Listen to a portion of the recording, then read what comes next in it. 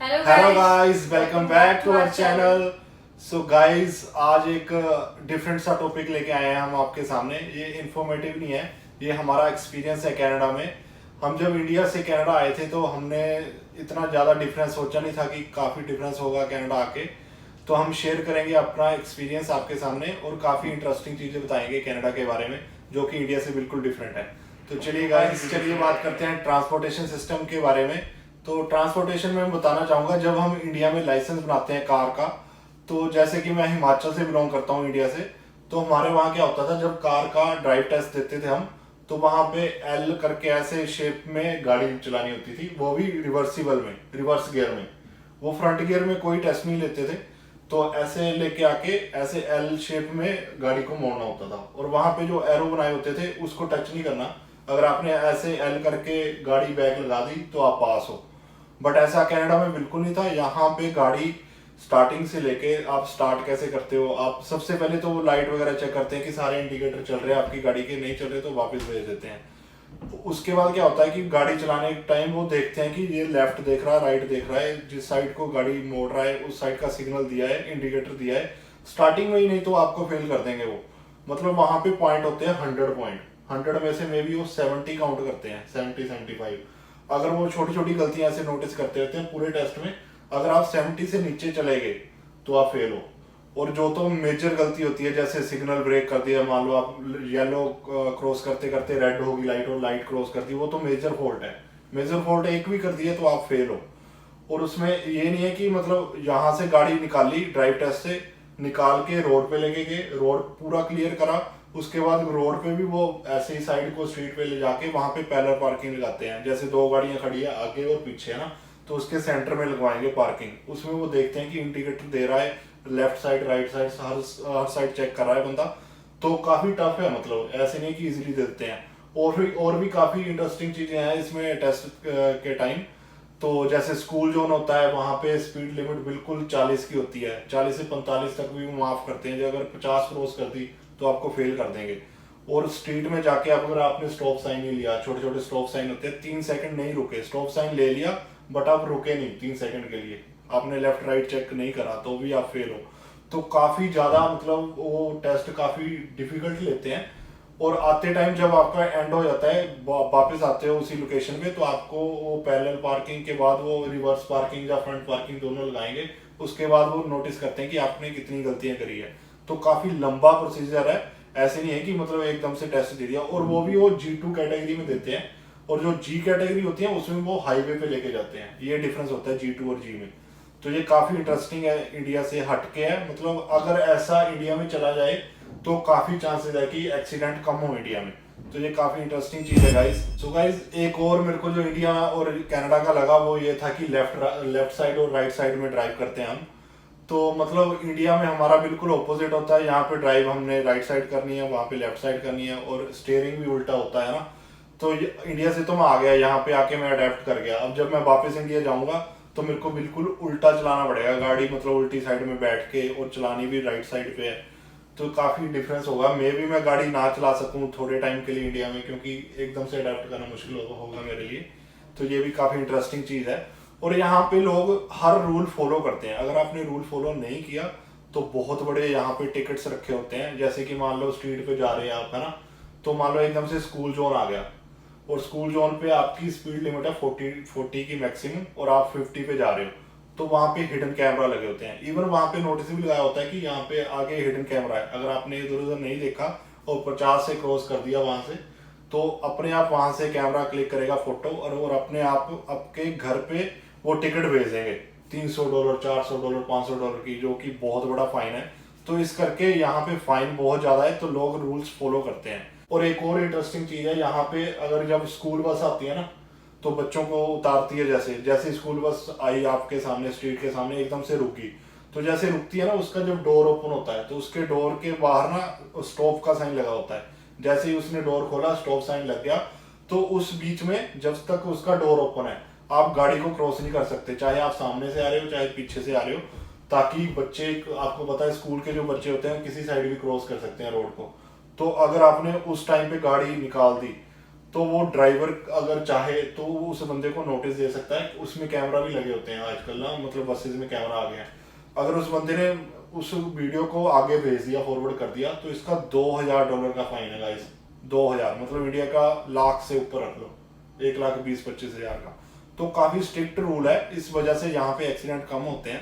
तो काफी इंटरेस्टिंग सी चीजें भी है। और एक और चीज है इंटरेस्टिंग यहाँ पे ट्रांसपोर्टेशन में, यहाँ पे जो बसेस चलती है उसमें कंडक्टर नहीं होते। तो बसेस में मतलब ड्राइवर होता है और साइड में एक क्वाइन का वो बना होता है बॉक्स, उसमें क्वाइन डाल दो, जैसे $3 राइड है तो उस बस में $3 फिक्स राइड होगी, तो $3 डालो। अभी $4 चल रही है आई थिंक। या फिर पास होता है, पास बन जाता है मंथली। अभी तो मे बी इस साल से इन्होंने वो भी टैप सिस्टम भी निकाल दिया है, एटीएम से वगैरह टैप कर सकते हो। और जो भी आपकी पेमेंट उस कार्ड के थ्रू कटती है बस में, वो सिर्फ 2 घंटे के लिए वैलिड होती है। उसके बाद आपको दोबारा टैप करके दोबारा पेमेंट करनी पड़ती है अगर आपने बस में और ट्रेवल करना है। एक और इंटरेस्टिंग यहाँ पे पॉइंट है कि जैसे मतलब यहाँ पे सिटीज है ना बड़ी बड़ी, जैसे हम ब्रैम्पटन में रह रहे हैं ना, ओंटारियो सिटी काफी बड़ी है। जैसे मान लो इंडिया का मुंबई दिल्ली रख लो, है ना। तो यहाँ पे एक ना बहुत बढ़िया सिस्टम है, जब भी आप हाईवे पे चलाओगे ना गाड़ी, तो जैसे ही हाईवे पे एंटर करते हो वहां पे कार पूलिंग बनाई होती है। ऐसे एक बहुत बड़ी पार्किंग बनाई होती है। वो किस लिए होती है, जैसे कि मान लो हाईवे पे सारे बंदे चला रहे हैं, मान लो 1000 गाड़ी चल रही है, तो 1000 ही बंदे जा रहे हैं, ट्रेवल कर रहे हैं ना। तो उन्होंने सिस्टम बनाया है कि अगर आप एक ही प्लेस पे जा रहे हो, सभी बंदे एक ही जॉब के लिए जा रहे हो, तो आप कार पूलिंग कर लो, घर से आ जाओ, जैसे ही आप हाईवे पे एंटर करने लगो वहां पे पार कर लो अपनी सारे बंदे गाड़ियां, और एक बंदा गाड़ी लेके आगे जाए। इससे क्या होता है कि ट्रैफिक कंट्रोल होता है यहाँ पे। तो ये बहुत ही बढ़िया सिस्टम है यहाँ का, कि जिससे आप ट्रैफिक को कंट्रोल कर सकते हो, प्लस फ्यूल भी सेव कर सकते हैं। हाँ। और गाइस जैसे इंडिया में टोल प्लाजा वगैरह होते हैं ना, जहाँ पे हम चार्ज देते हैं एक्स्ट्रा रोड पे चलने का, तो यहाँ पे ऐसा कुछ नहीं है, टोल प्लाजा कोई नहीं है। बट यहाँ पे एक हाईवे है 407 करके। जब आप उस हाईवे पे चढ़ोगे ना, वो उनके लिए है जैसे जिस बंदे को इमरजेंसी है ना, मान लो उसने काफी दूर जाना है और काफी कम टाइम में जाना है, ट्रैफिक में नहीं इन्वॉल्व होना है। यहाँ पे पीक टाइम होता है, जैसे शाम को सुबह को, है ना। उस टाइम पे आप 407 हाईवे ले सकते हो, और जैसे ही आप एंटर करोगे ना, वहां पे कैमरास लगे होते हैं बहुत बड़े। तो आप उस कैमरे में वो फोटो खिंच जाएगी, और आपके लाइसेंस नंबर प्लेट पे वो जो होगी ना टिकट, वो आपके घर आ जाएगी।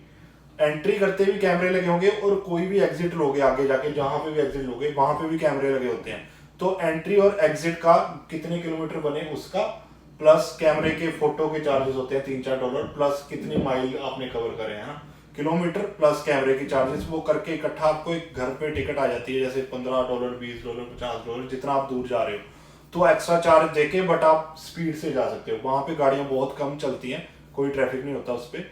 तो ये भी बहुत बेनिफिशियल है यहाँ पे कनाडा में। और गाइस यहाँ पे गैस का जो प्राइस है, आप शॉक हो जाओगे। मतलब इंडिया का यहाँ पे $1 का इंडिया में $60-61 बनते हैं, बट गैस प्राइस आप मानोगे नहीं, यहाँ पे सिर्फ $1 30 और 35 सेंट है।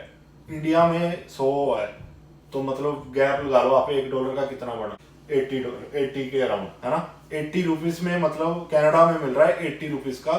तो पैसे कितने ज्यादा कमाते हैं बंदे यहाँ पे, बट पेट्रोल बहुत सस्ता है। और गाइज यहाँ पे जब पेडेस्ट्रियन जो भी लोकल बंदे हैं ना जाते हैं साइड में स्ट्रीट वॉक या करते हैं, तो जब भी उन्होंने रोड क्रॉस करना होता है, यहाँ पे बटन लगे होते हैं, पुश बटन को क्लिक करके वहां पे आपका सिग्नल आ जाएगा चलने का, तो उसको क्रॉस कर सकते हो। ऐसे नहीं मतलब ग्रीन लाइट पे भी नहीं आप जा सकते हो, मतलब ग्रीन लाइट पे भी अगर बटन पुश नहीं किया है, तो वहां पे एक आदमी सा बन के आता है, तभी आपने निकलना है, वरना नहीं निकलना है।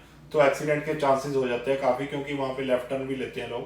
तो इसका बिल्कुल ध्यान रखना है यहाँ पे। जैसे गाइस इंडिया में होता है कि सिग्नल मतलब रेड लाइट हुई है और बंदे निकल रहे हैं बीच से ऐसे करके, तो ऐसा बिल्कुल नहीं है यहाँ पे, क्योंकि लोग आते हैं, रूल फॉलो करते हैं, और रूल इतना अच्छा फॉलो करते हैं। अगर एक बंदे ने रूल तोड़ा, मान लो आप रेड लाइट पे क्रॉस कर रहे हो, वो नहीं देखेगा आगे से, क्योंकि गलती आपकी है, आपको कोई क्लेम नहीं मिलेगा, उठा के ले जाएगा बंदा, मतलब सीधा एक्सीडेंट।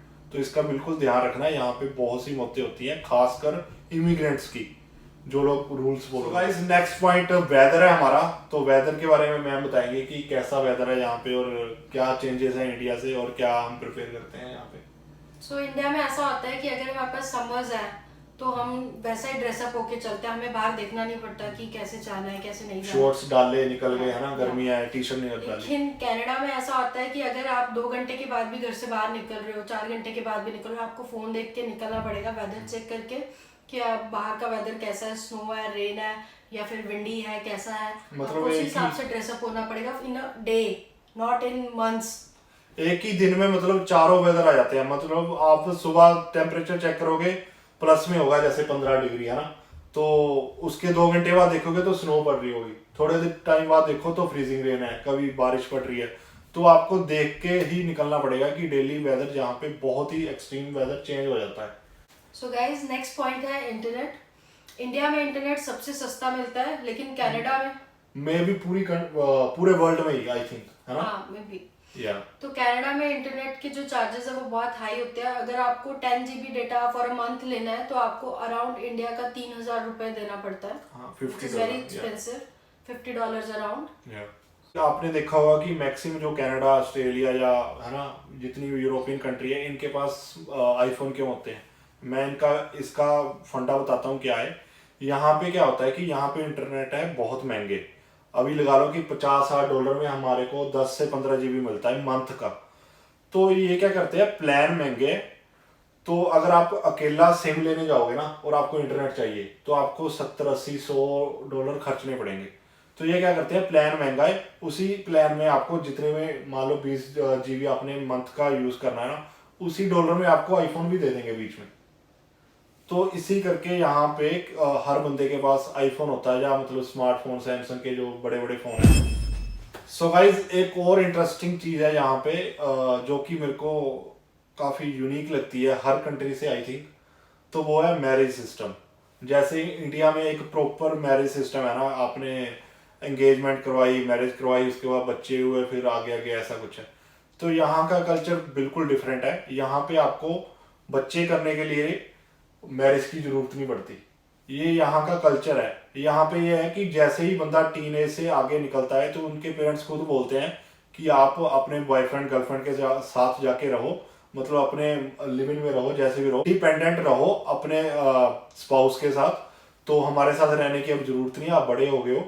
तो उसके बाद वो चाइल्ड भी प्लान कर सकते हैं, मतलब टीनेजर में भी, टीनेज के बाद भी। तो यहाँ पे मैरिज एक मतलब वो नहीं है, प्रॉपर वो नहीं है कि मैरिज करवाओ तभी बच्चे करवाने हैं। यहाँ पे इनके बच्चे भी हो जाते हैं, मैरिज कईयों की मैरिज ही नहीं हुई है।